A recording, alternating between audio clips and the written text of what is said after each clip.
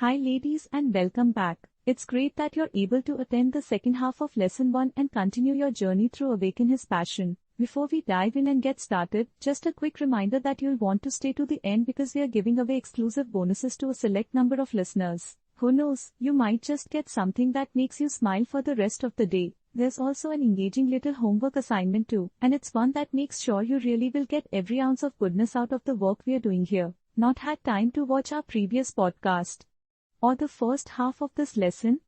Click the links below to catch up nice and quick. Okay, let's get moving. Now, let me tell you what an affair is all about. A man is in a relationship where he no longer feels good about himself, and so he finds another woman that he feels good about himself with. It's not that he falls in love with the other woman. What he falls in love with is the way he feels about himself when he is with this other woman.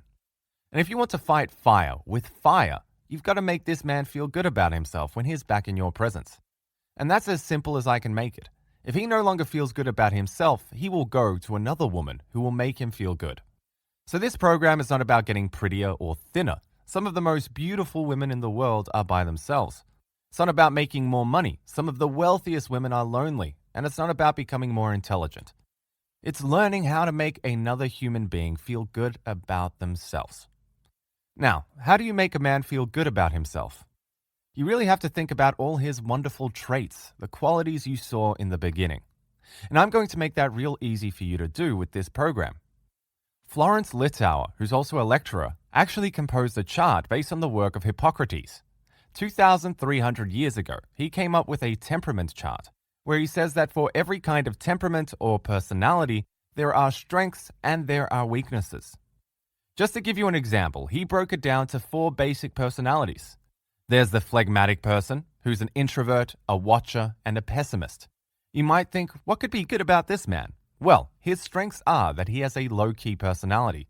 He is easygoing and relaxed, calm, cool, collected, well-balanced, and has a consistent life.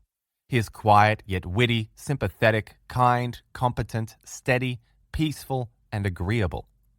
His weaknesses are that he is unenthusiastic, fearful, worried, and indecisive. He avoids responsibility, he is quiet, he is selfish, and he's shy.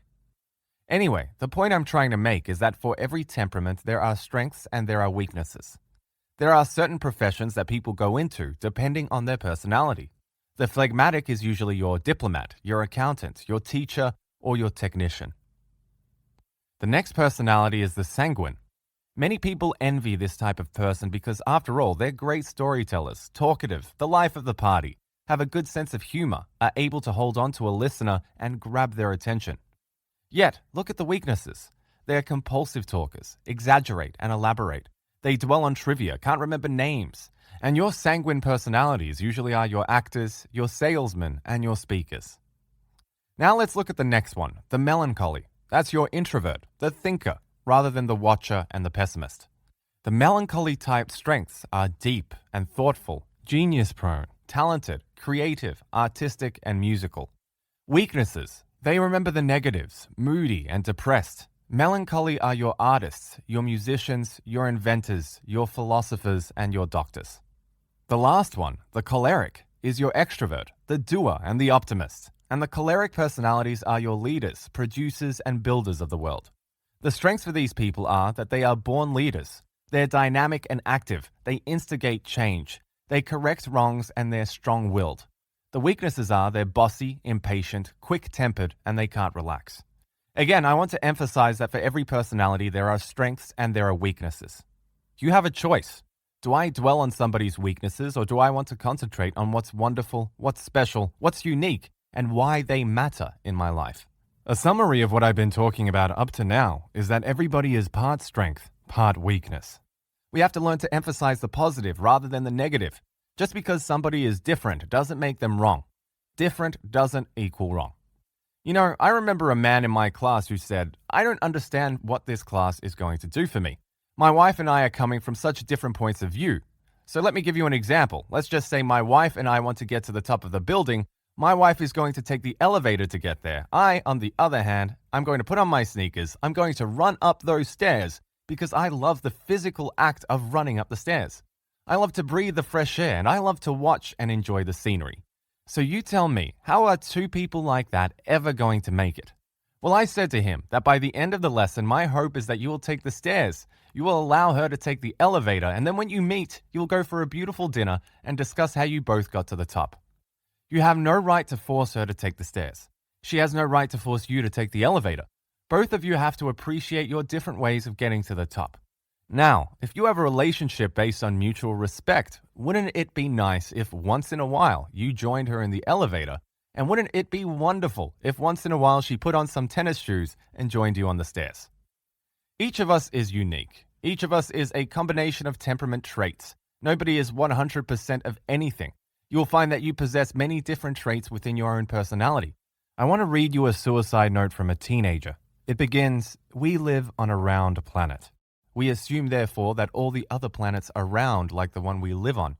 And God, looking out over the universe, sees all kinds of planets. There are oval, rectangular, and square ones. They're not all round like the one we live on. What happens is that before you're born, God sorts out your soul. If you've got a round soul, He puts you on a round planet. If you've got an oval soul, He puts you on an oval planet. And if you've got a triangular soul, He puts you on a triangular planet. In my case, God made a big mistake. I've got an oval soul, and He put me on a round planet. The school, mum, dad, and even you, doctor, keep trying to file my soul round like everybody else's. And all I ever wanted to do was to keep my oval soul. Now, let me make an important point. Every house has to have room for different shaped souls. They simply cannot be, nor are they supposed to be, all alike. Yet for many parents, raising children becomes a tug of war. It's a filing, shaping, stomping, squashing match to ensure that each child emerges with the proper shaped soul.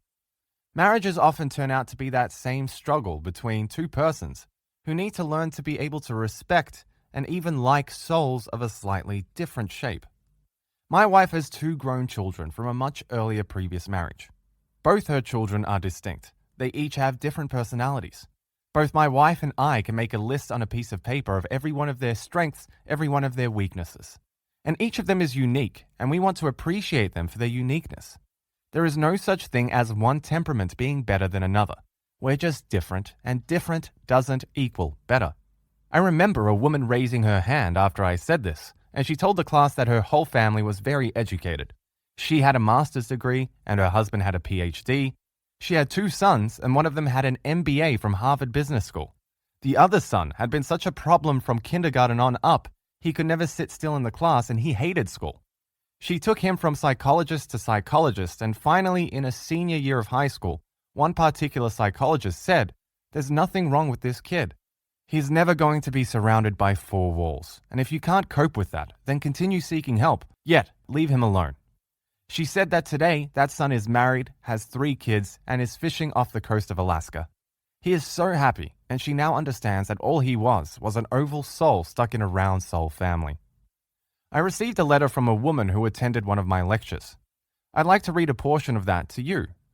I am a widow, early in life, for which no one is really prepared. Certainly not when your husband is only 49.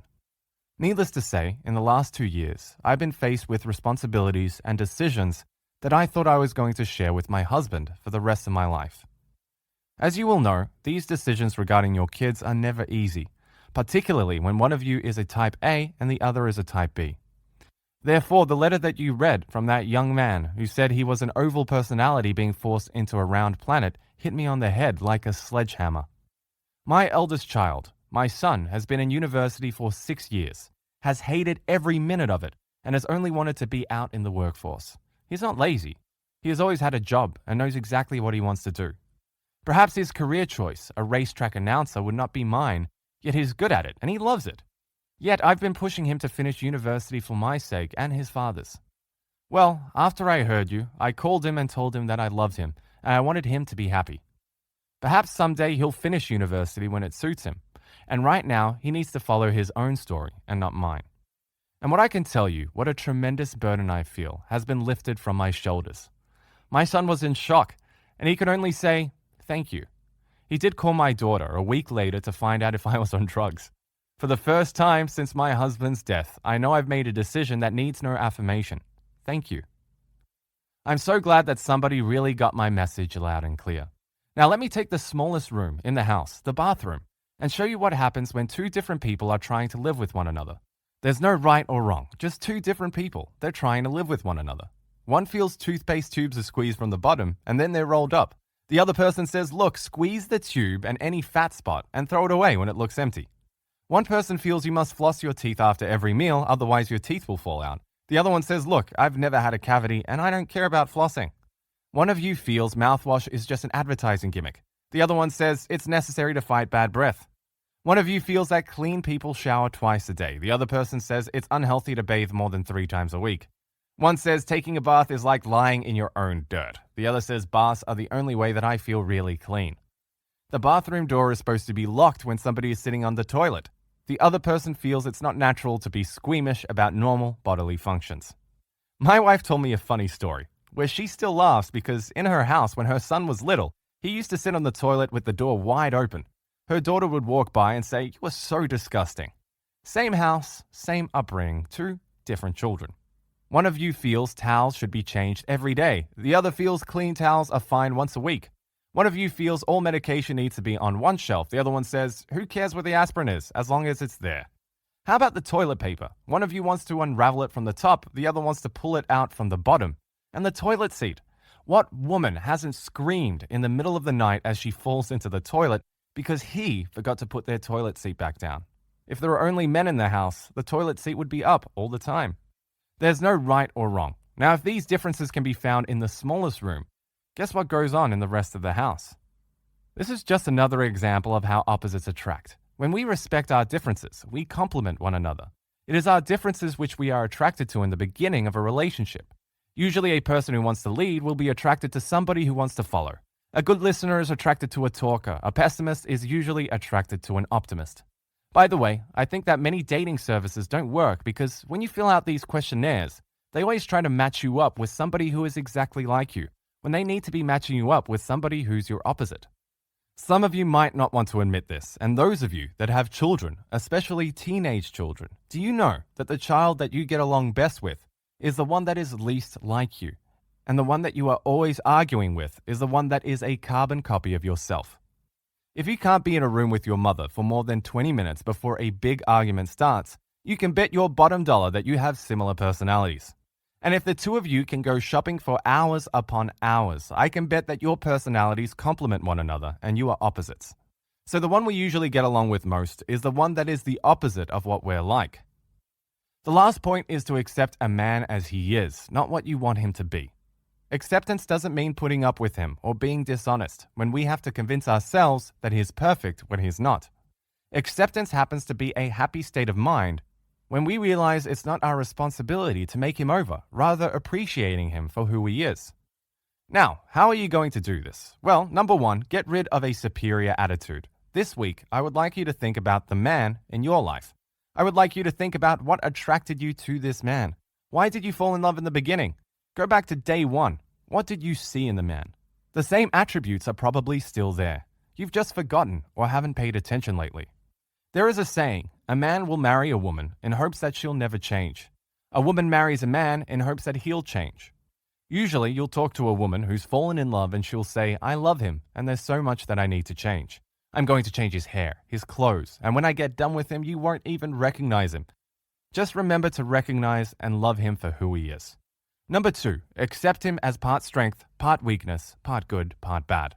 By the way, those are our marriage vows that most people don't remember. For better or for worse, for richer, for poorer, in sickness and in health from this day forward. Problem is, we think it's all going to be positive, and when it begins to get negative, or if there's any conflict, we think we need to get rid of him and get somebody else in our life. Number 3, very important, start looking to his better side, his strengths. Life is too short to dwell on your partner's weaknesses. Start to dwell on all the things that are positive, wonderful, and good about him. Number 4, verbalize your acceptance. Don't just think good thoughts. He needs to hear the words. Tell them that you accept him. People need verbalization and validation of why they make a difference in your life and why they matter. So the first principle in a happy relationship is to accept a man as he is, not what you wish him to be. If you concentrate on changing him, it puts you in a superior position, and this eventually destroys love, confidence, and communication. I love the picture of the woman holding a scroll. It says, "She who waits for her knight must remember she'll have to clean up after his horse." That is the good and the bad. So even if you have a knight in shining armor, he's going to come on a horse that you're going to have to clean up after. For those of you that think life is perfect, it isn't. Now let's look at your homework assignment. After all, what good is hearing all this information if you don't put it into action? First, I'll give the assignment for those of you who are in a relationship, and then I'll give the assignment for those of you who are not in a relationship, okay? For those of you that are in a relationship, here goes. Think of it as a brand new relationship. Every time you are tempted to criticize, nag, demand, or express disapproval of any kind for 1 week, I want you to write it down. Don't say it. For the remainder of this course, I want you to concentrate on his good side only. Remember, love is blind. You do it with your plants and pets. Now, I'm not telling you not to feel negative. I'm just asking you not to say anything negative. Now, usually when I say this, somebody in my lecture always raises their hand and says, "Well then, what if I have nothing to say all week?" My answer is, well, then it's going to be a very quiet week around your house. Think whatever you like. Write it down, all of your negative thoughts. Just don't have it come out of your mouth. And if it means it's going to be a very quiet week around your house, well, fine. Then there's going to be a lot of peace and quiet in your household. When you do this assignment, you begin to see yourself much more objectively. Some of us think we're so easy to get along with. We're such wonderful, positive people, and it's the other person that needs to change. And so when you stop yourself from nagging, criticizing, or saying something negative, you'll be really shocked at how many times something negative would have come out of your mouth if you hadn't stopped it. Because of our upbringing, many of our thoughts and reactions are extremely negative. When you tell a man that you accept him the way he is, you set him free to be his best without nagging and pushing. If you tell him, "I love you just the way you are with no conditions attached," what you do is actually strengthen his personal confidence, which will make him a much more responsible, loving partner. So here's what I want you to do this week. At a good moment, here's what I'd like you to say, and you pick the one that applies to you. "I'm really glad I met you," or "I'm so glad I fell in love with you," or "I'm so glad that I married you." I want you to know that I really love you the way you are. Up to now, I've been dwelling on all the negative things, and I'm going to start concentrating on all your positive qualities. I know I've done a lot of things wrong in the past. I just want you to know I'm really sorry, and I'm going to prove to you that I really am happy and love you for who you are. Most of you don't know the reaction you're going to get. I'm here to tell you that there's nothing more wonderful than telling a person that they are loved for who they are. You can also add that I know sometimes we have different views and a different way of doing things, and that's why I fell in love with you. You are so exciting to live with, and I get so much out of being with you. I wouldn't trade you for any other man in the whole world. You may need to replay this part of the lesson several times until you've memorized what I want you to say. Now, a lot of you listening are thinking, "I can't say this. These are your words. They're not my words. And if I don't feel it, I can't say it." Let me tell you about an article that I read a long time ago. It said that the average person lies approximately 55 times a day. Now, I find that hard to believe. This is how many times the average person lies, and included in that are our thoughts. For example, if you see your neighbor and you say, "Hi, Jean," and then you think, "I can't stand that woman," that's a lie. If your boss comes over to you and asks, "How's the new job going?" most of you would smile and say, "Well, fine, okay." If we were really truthful, you'd probably say, "You want to know how the job is going? I had the runs all last night. I can't believe how little you're paying me. You need 3 people here instead of 1 person. Everything that you're asking me to do is overwhelming." You'd put a big smile on your face and say, "Oh, fine, everything's great." And then you'd go home and tell the person you really love the truth about that job. Most of you, if I came to your house and I spilled coffee on a brand new couch and I said, "Oh, I'm so sorry. I feel like such an idiot. Please forgive me." Almost every one of you would say, "Ernie, come on, stop it. Somebody will take care of it in the morning. We'll have it steam cleaned or whatever. Don't make a big deal out of it. It's fine. It's okay." Now, let the same thing happen with somebody that you love, and I don't want to be in that room when you start screaming and yelling about how much you paid for that couch and what an idiot you are. So you're going to tell me a lie because you don't want to hurt my feelings. After all, you don't know me very well. Yet, boy, the people we know, they're going to get the real truth every single time. Remember when I talked at the beginning of the class about that rat that's in the 4th cheeseless tunnel? Most of you really believe that I need to feel something, say it, and then experience it. Well, I'm here to tell you that I don't care if you feel it or you don't feel it. It doesn't matter. What I want you to do is just say it, experience it, and then evaluate it. If you do that, I want you to realize that I'm only asking you to do for your partner what you do for strangers. If my wife came to you straight from a hairdresser where they stuffed up her hair and dyed it bright green and she said to you, "Look what they did to my hair, what am I going to do?" Do you know that every one of you would look at her and say, "It's not that bad. I mean, you've got to get used to it, and it's kind of okay." Not one of you would say, "Oh no, what are you going to do? Your hair looks awful. Are you going to go and have it all shaved off?" You wouldn't do that. You would try to save her from feeling bad about herself and modify your reaction.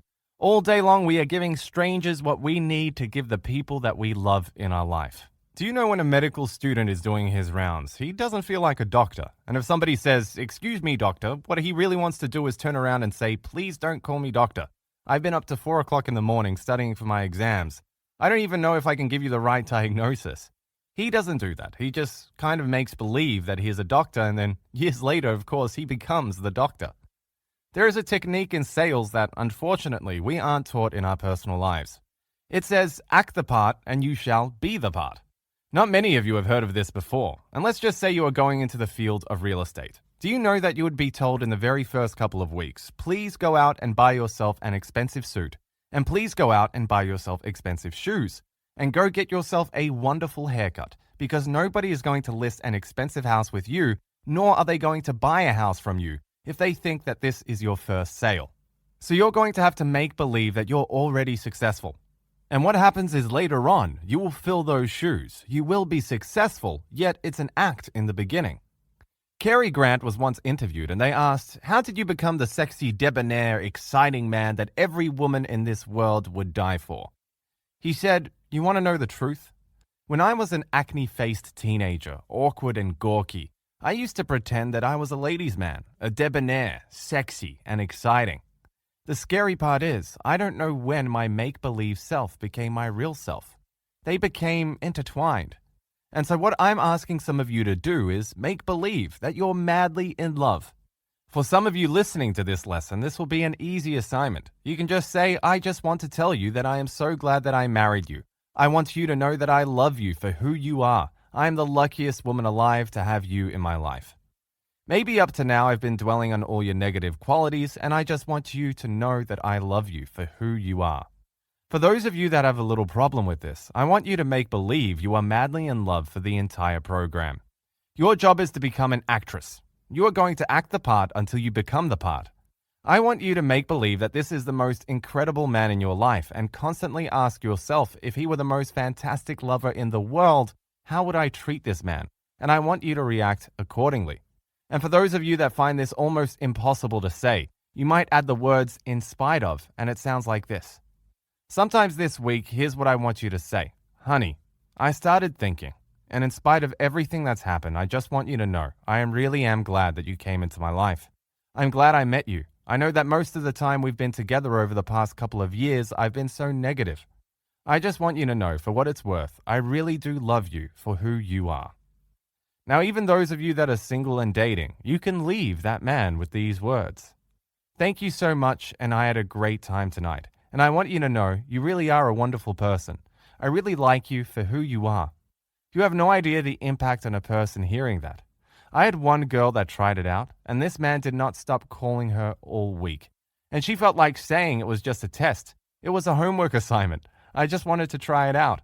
Children also need to hear this. I want you to tell every one of your children. I don't care how young they are. I don't care how old they are. I don't care if they aren't even born yet. Rub your tummy and talk to the unborn child. Here's what I want you to say. I want you to know I love you for who you are. I wouldn't trade you for any other child in the whole world. Now, if you get back, "Oh, Mum, I know you do," then give yourself 100% and say, "Thank goodness. I got the message across." If, on the other hand, you got some teary-eyed teenager sitting there, or a little boy or little girl saying, "Oh, Mum, how could you say that after what I did? I failed. That test drive was so bad this week. I didn't make my bed." Whatever they say, I want you to say every single person possesses some wonderful traits and some things that may need improving. And I want you to know that despite everything, I wouldn't trade you for any other child in the whole world. And I love you for who you are. Again, children need to hear these words. It is so important for that to come out of your mouth. What if you're not their birth mother or you're in a relationship with a man who has children? Every child needs to know how special they are. And the most beautiful words that can come out of your mouth is, I'm so glad that I'm getting the chance to know you and have you in my life. I really think that you are a wonderful person, and I want you to know I really like you for who you are. Use the word like instead of love if that makes you feel more comfortable. One woman who had a 12-year-old stepdaughter said this to her. She wanted to strangle this kid. She couldn't stand her, and the only way she could say this phrase was to have a few drinks on Saturday night before she attempted this assignment. She felt she could not say it completely sober. So she said, I'm so glad you came into my life, not meaning one word of it. Monday, the teenage girl came up to her and said, Do you remember what you said to me on Saturday night? Stepmom said, Yeah, of course, I remember. The stepdaughter said, You do not. You were drunk. Of course, she did remember every word because obviously she was sober when she was taking my class. Her stepdaughter said, Oh yeah, then what did you say? And she repeated it, and this girl got hysterical, crying, and ran upstairs. Do you know that this woman shared? She has a different relationship now with her stepdaughter. There is nothing more wonderful than to take each child or anybody in your life and say, I am so glad, I am so enriched that you came into my life. And what a privilege it is to know you, and I really like you for who you are. It doesn't really make any difference that you didn't give birth to that child. What you want to do is develop a wonderful, close relationship with him or her. The other point I want to make is that when you say this to your partner, he may feel uncomfortable. If you get nothing back, it's because he's saying, I don't trust you. A leopard doesn't change its spots. Men love the change, and they want it to be part of you, and that's sincere, so just have patience. Many men, especially if they know you're listening to these lessons, will say something sarcastic. We're going to learn in the next lesson, which is one of my favorite lessons, about the male ego and how fragile it is. With me, being a male, it used to be difficult for me to admit this openly. Sometimes the humor and sarcasm is used to cover up a fragile ego. So if he comes back with, oh brother, did somebody tell you to say this? Or where did you get that from? Did you get that from listening to your program? They really don't care where you got it from. I'm not as concerned with the words as I am with the feeling. The fact is that when you're saying this to him, it feels good. He just wants to know that you mean it. You just say it again. Say something like, well, yes, I was listening to this program and I realized that I am so glad I married you. Or I'm so glad I met you. I really wanted you to know that I do love you for who you are. I'm telling you that the second time you say it and you just reinforce what you've just said before, you'll see the sarcasm stop. You'll see the gleam in his eye, his chest pushed out, his shoulders back a little further, and he'll walk with a little more confidence. All I care about is that he feels good. Don't worry about the words that come out of his mouth. The other thing I want you to do this week as part of your homework assignment is to replace an automatic negative thought with a positive thought. Keep a log for one day where you write all your negative thoughts. Now, this is really important. In this program, you're going to go from where you are now, which is completely unconscious of how negative you are, to becoming conscious of how negative you are. Most people walk around and they have no idea how negative they are. During the course of this week, you're going to begin realizing it. You may be out on Saturday night with friends and you'll think, I can't believe this couple. Everything that comes out of their mouth is a put down. She's so sarcastic and he's always making a critical remark. You're going to observe how cynical, pessimistic, and fault-finding some people, including yourself, are. The next step is, I'm going to put you in a position of being conscious positive. In other words, I'm asking you to say specific things that you don't feel and it feels uncomfortable, yet I'm asking you to do it on a conscious level. And then the last step is, you're going to be unconscious positive, where you don't even realize what a positive person you've become until you see somebody else who's still negative. Then you realize the growth that has occurred in you. I want you also to be aware that when you have negative thoughts, it creates negative energy, which in turn produces negative events in your life. Do you know somebody who always wins a raffle ticket? Do you know anybody like that? Whenever they go to a footy game or any kind of function, they're the ones that always win the raffle ticket. Do you know what they say before they win every single time? Watch, I'm going in there and winning because I always win. Do you know what everybody else says that doesn't win? I never win. I could buy 1,000 tickets, and if they were selling 1,001, the one ticket that I didn't buy would be the one that wins. I can't fully explain why, yet if you surround yourself with negative energy, negative things just seem to happen to you. This is a true story that a friend told me. My husband is deathly afraid of bees. He went to camp as a teenager where, in a lunchroom, he saw a bee. 500 kids in the lunchroom, and nobody knew this bee was up there except for him. He was staring at those bees, tracking every movement. He was breaking out into a cold sweat, saying to himself, "Watch this bee. It's going to come down, and it's going to sting me." Do you know what happened? The bee did come down, and out of 500 children sitting there, it chose him. Isn't that unbelievable? I mention this story because I've seen this happen over and over again. I don't want you to begin this program by saying, "It can't work for you." Yes, it can. Don't you dare put a whammy on it. It has worked for thousands of men and women, and it's going to work for you too. So don't you dare say there's no way this man isn't going to change. He's not a committed man. He'll never be a committed man. He won't change. I'm telling you right now, you are setting up a negative vibration around you. If you are single and you are saying to yourself, "This program will never work. I'll never have a man come into my life." You're right. A man will never come into your life unless you change your thoughts. If you're in the process of getting a divorce and you think, "I'll never save my marriage," you're absolutely right. It won't save your marriage unless you change your negative thoughts. Now, I want you to know something incredible about the mind. It doesn't know the difference between real and make-believe. This is really powerful information. Do you know they set up 3 groups of basketball players? The first group had to shoot 30 minutes of baskets. The next group had to think a perfect basket for 30 minutes. The last group was to do nothing. Do you know when they tested these groups? Can you guess which one came out on top? The one that mentally pictured the perfect basket. So the mind doesn't know the difference between real and make-believe. So you can put in a positive thought. Even though you don't believe it, it doesn't make any difference. The mind doesn't know the difference. One of the fellows in my men's class gave me a fantastic example of this. He said that he took a Dale Carnegie course and somebody had to come up and lead the group by saying, "Boy, am I enthusiastic." So everybody said, "Boy, am I enthusiastic." Then the teacher said, "Okay, come on, let's try it again." And everybody said, "Boy, am I enthusiastic." Then the leader said, "If you don't sound like you are really enthusiastic this last time, you're coming up by yourself in front of a couple of hundred people, and you're going to have to say it by yourself until you sound like you're enthusiastic." Well, the next time he said, "Okay, group," everybody said, "Boy, am I enthusiastic." They were screaming. Now, the interesting thing is, even though they weren't in the mood and they forced themselves, do you know what happened? There were smiles on everybody's faces. The adrenaline started to flow. They actually did get excited and they actually felt enthusiastic. So you can go from a point where you don't feel like you really are madly in love to making believe you're madly in love, and then you'll actually feel it. A cute example of this is after my wife and I have had an argument and it's over. There's no loving feelings at this point. I'll say to her, "I know the argument's over. We don't really feel that loving towards each other. And let's just make believe that we're madly in love." Now, if you were madly in love with me, what would you do? And she looks at me and she says, "Well, if I was madly in love with you, I guess I'd put my arms around you." And I'll say, "Okay, I know you don't feel it yet. Let's just make believe." And she'll put her arm around me and then I'll say, "Now, what else would you do if you were madly in love with me now?"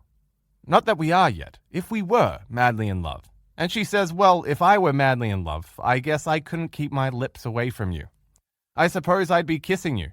And I'll say, "Well, let's just make believe." Well, you get the gist of it. Within a couple of minutes, we're laughing and giggling, and the hurt feelings are over, and we are feeling very loving towards each other. So you can act the part first, and then actually feel the part. And it's just as much fun.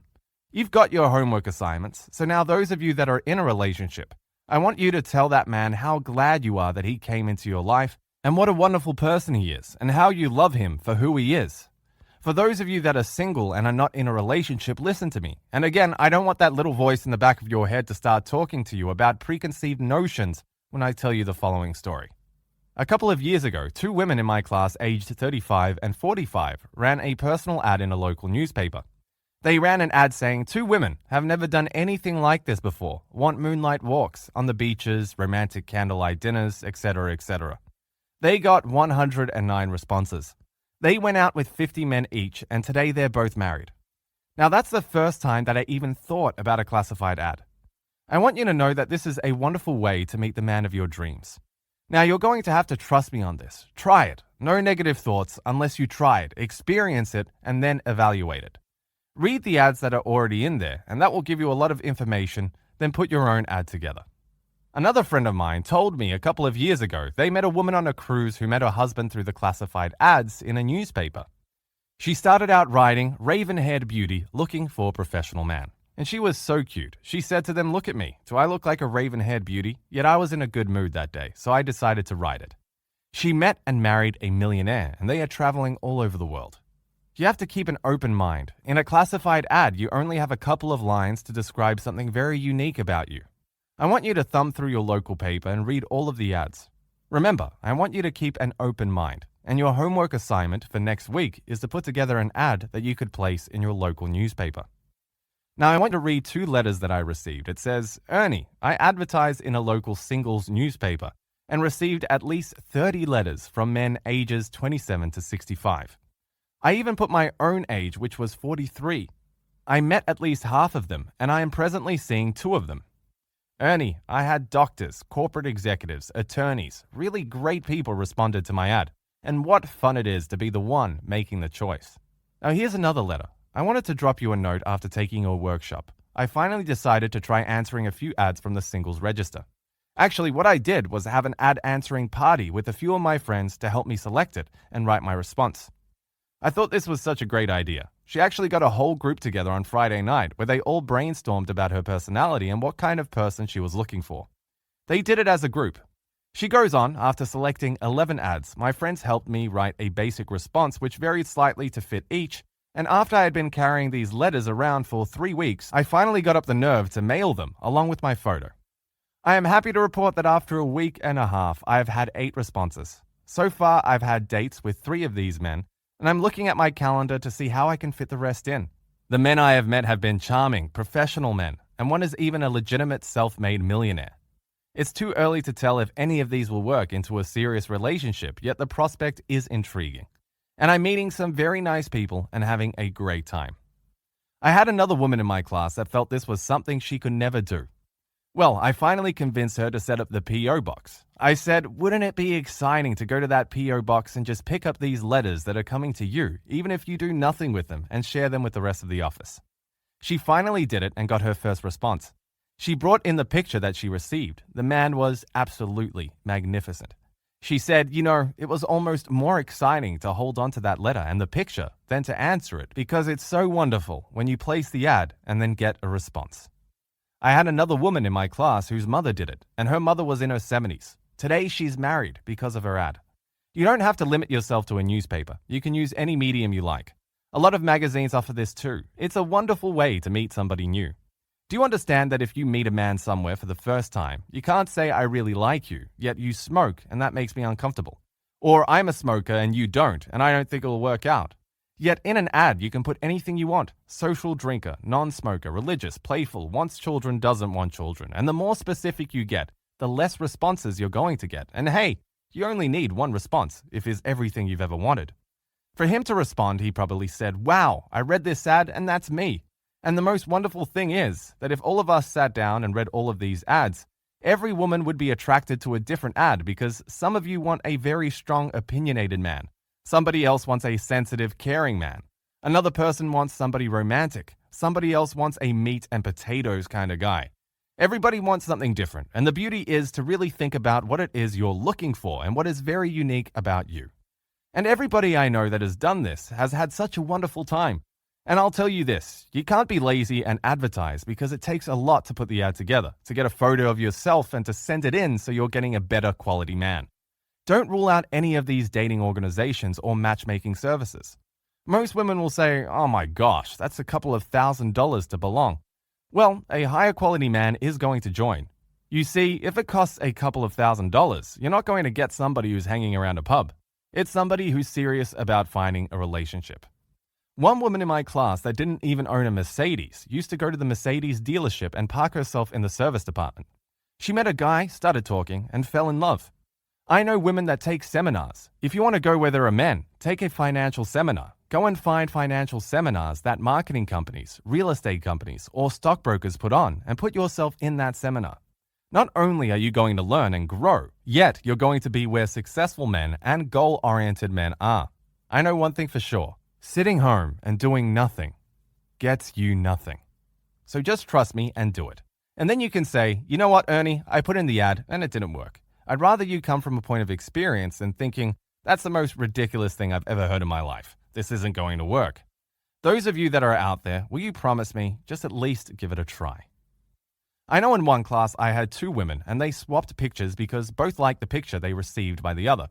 We had another class where a woman was in her 60s. She was a grandmother and we all followed her for the next 6 weeks of my class.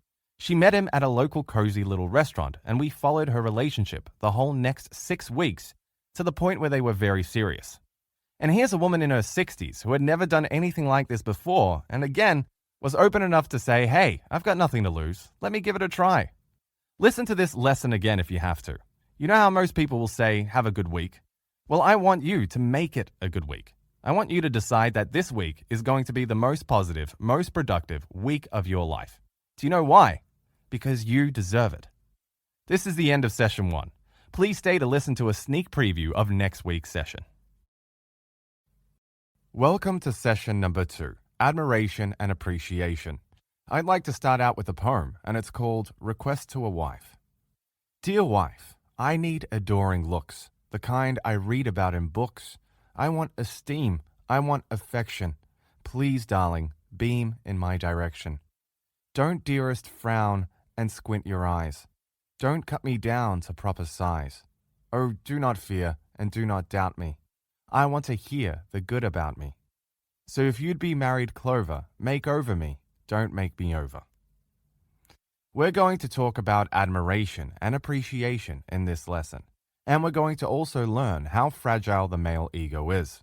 Believe it or not, there isn't a woman listening to this that doesn't have a stronger ego than any male out there. They did a survey a long time ago and they asked 550 successful men who they felt were responsible for their successes, and all of them said that it was due to a woman in their life.